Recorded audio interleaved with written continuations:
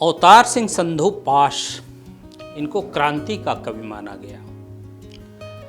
लेकिन पाश की कविताओं में जिंदगी और इस देश और दुनिया को बेहद प्यार करने वाली कविताएं शामिल हैं। पाश की कविताओं में मिट्टी की महक, बैल, रोटियां, हुक्का, गुड़, चांदनी रात, बाल्टी में झाग वाला फेनिल दूध, खेत खलिहान सब अपने पूरे वजूद में जीते जागते मिलते हैं। एक कविता पाश की।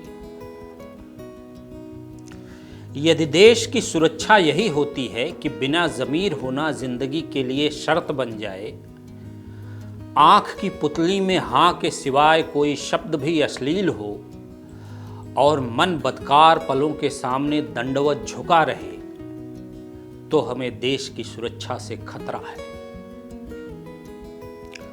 हम तो देश को समझे थे घर जैसी पवित्र चीज, जिसमें उमस नहीं होती। आदमी बरसते मेह की गूंज की तरह गलियों में बहता है, गेहूं की बालियों की तरह खेतों में झूमता है और आसमान की विशालता को अर्थ देता है। हम तो देश को समझे थे आलिंगन जैसे एक एहसास का नाम। हम तो देश को समझते थे काम जैसा कोई नशा। हम तो देश को समझते थे कुर्बानी सी वफा।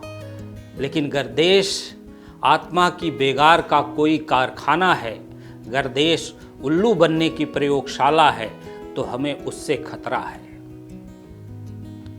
गर्देश का अमन ऐसा होता है कि कर्ज के पहाड़ों से फिसलते पत्थरों की तरह टूटता रहे अस्तित्व हमारा, और तनख्वाहों के मुंह पर थूकती रहे कीमतों की बेशर्म हंसी कि अपने रक्त में नहाना ही तीर्थ का पुण्य हो, तो हमें अमन से खतरा है।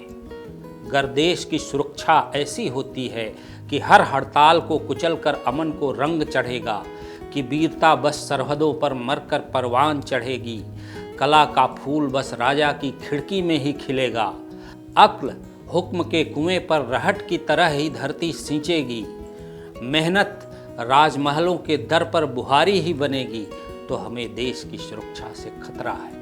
तो हमें देश की सुरक्षा से खतरा